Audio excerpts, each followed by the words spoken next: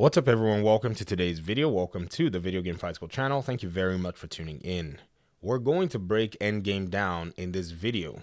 A question showed up on the Video Game Fight School Discord server, which asked about Endgame and a few things that somebody was wanting to know.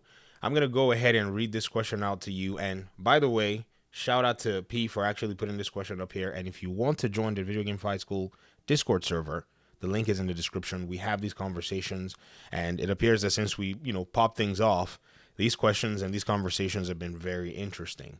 So, P says, if anyone here has played the alpha, what are your thoughts on the gameplay? Have been interested in the game, but I have no clue there was an alpha till the NDA broke, and I'm most likely getting it, but not fully sold. Mainly concerned about what there is for Endgame. Saw the stream, but I think they need a bit more than that. Hopefully they do. Now, I've already said in my other videos that, I strongly believe that the developers should put an open beta out there. It's going to go ahead and answer a lot of questions for a lot of people. That's the very first thing that they need to prioritize. But if they don't do one, I think it's interesting that they, paid these people to come and have them get a taste of the end game when people who actually need to pay them out of most, in my opinion anyways, critical to be able to put the game in front of. But what is what is. In the Dr. Lupo stream that I was able to kind of like see yesterday and clip, the developer talked a little bit about endgame when he was transitioning the players into an endgame configuration for their characters. This is what we're going to look at. This is what we're going to break down. So let's go ahead and let's start, I think, right here.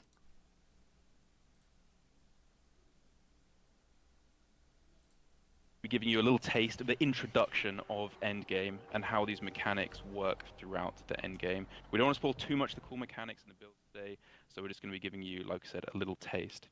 Cool. And at its core, Endgame for us is really about mastery in Suicide Squad Kill the Justice League.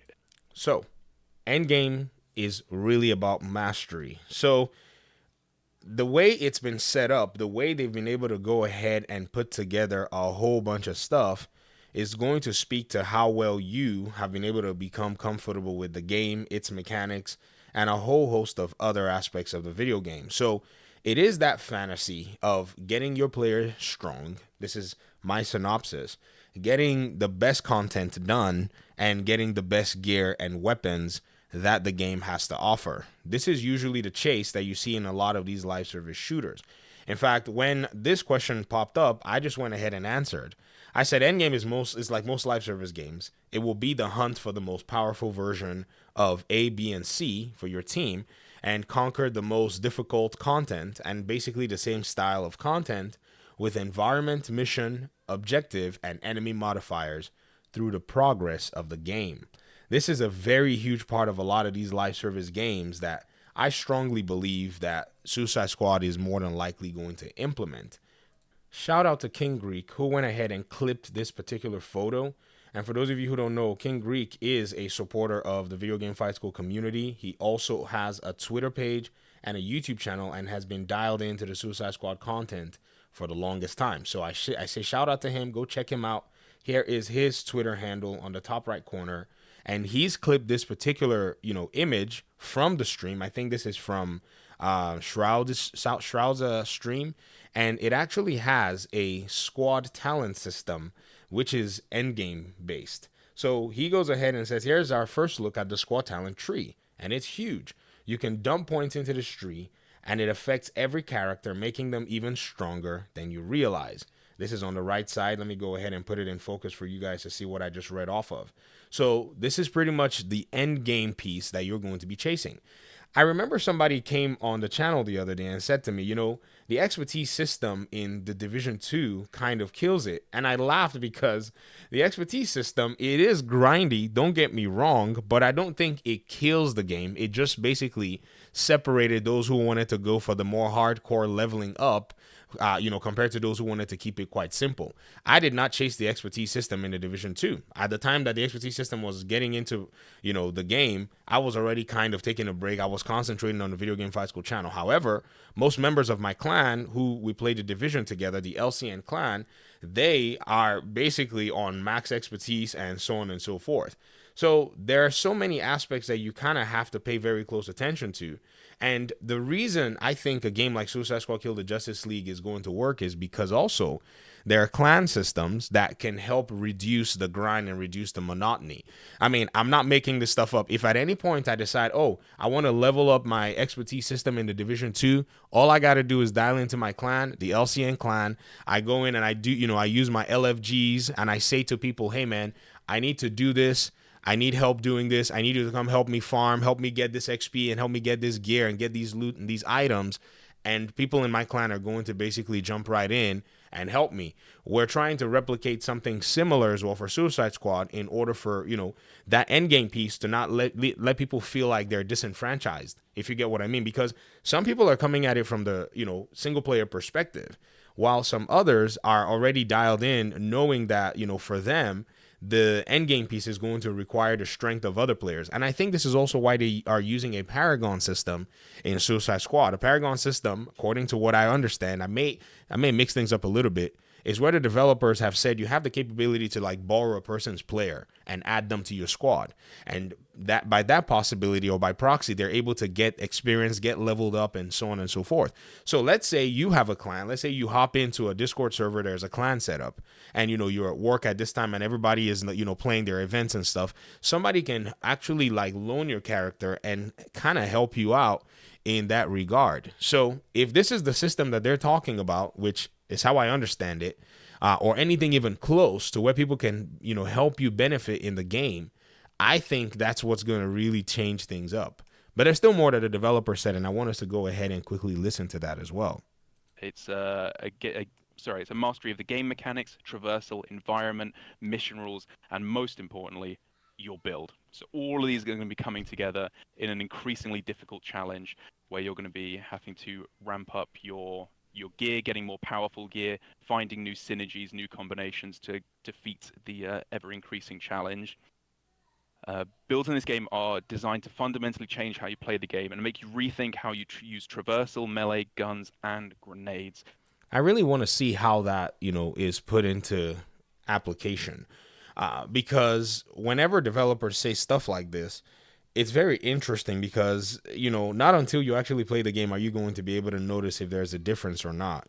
And usually there's a difference. If somebody specs to maybe do damage over time or somebody specs and they can do area of effect damage with damage over time, they're going to be a really interesting team member to have so that when they're dealing damage to a cluster of NPCs, your team is getting buffed.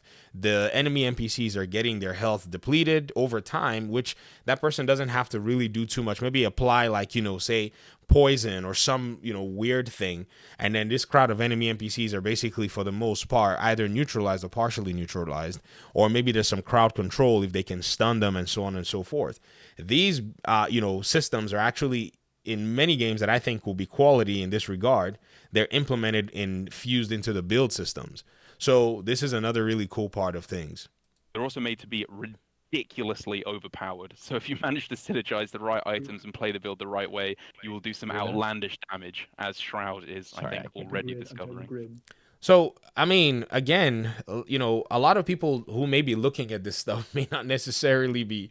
And this is why, like I've always kind of told a lot of folk who are not really interested in a game like this game might not be for you. But there are some of us who, our grind is insane. I mean, this is my main, Ubisoft account with my main Division account, which is on PC.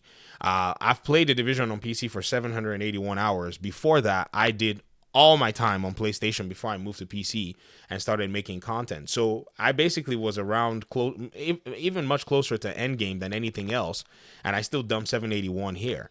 On Division 2, it's 970 hours, of which another huge chunk of that time is on PlayStation, where my clan, which I just showed you, is. So games like these, they actually do provide that diversity, in regard to the way you can actually build and play and do things. I literally use a cloud dumper that burns everybody in the Division 2. That's it's been my play style for like 4 years straight, because that is a very powerful gear set. Now there's some areas that I can't really use too much of it, like in the raids, the enemies are buffed so hard and you need to kill them really fast. But in every other mission class, I have a build that is spec'd, that is almost, that's as powerful as I can get it, because I haven't finished all my expertise. I think I may have almost completed my expertise for those builds. And, I can go in and I can smoke almost any crowd if I really did want to. And it provides a lot of team synergy, and it provides a lot for my teams. Maybe somewhere here in this video I might show you, but, it probably will be best for another video because we're already 10 minutes into this whole thing. And so let's keep going nonetheless. Right now? We're going to showcase a handful of those builds today. Okay. Well, there really isn't much he's going to talk about here afterwards. But for those of you who may be, wondering as to how this is all going to show up and how this is all going to be, this is pretty much endgame in titles like this. You're just going to sit there and you're just going to be farming, trying to get the very best of stuff. Lore is already going to be set, and the lore is going to be Arkham lore, basically what has, taken place from the last, titles, the villains, the anti-heroes, the different characters that are coming into the perspective, and also the Justice League whom you're trying to deal with a ton of enemies that you're just going to be fighting to be able to kind of get to them. And the mission structure is done in a chaotic way. I would have preferred that they did an organized mission structure like the Division, but this is what the developers decided that their vision is going to be about. I think a Division methodology would have probably helped a whole lot of things, to be honest, to be able to kind of keep the game. Well, a Division mission methodology, I should say that, because I saw the map, and the map gave me a little bit of Division vibes as well.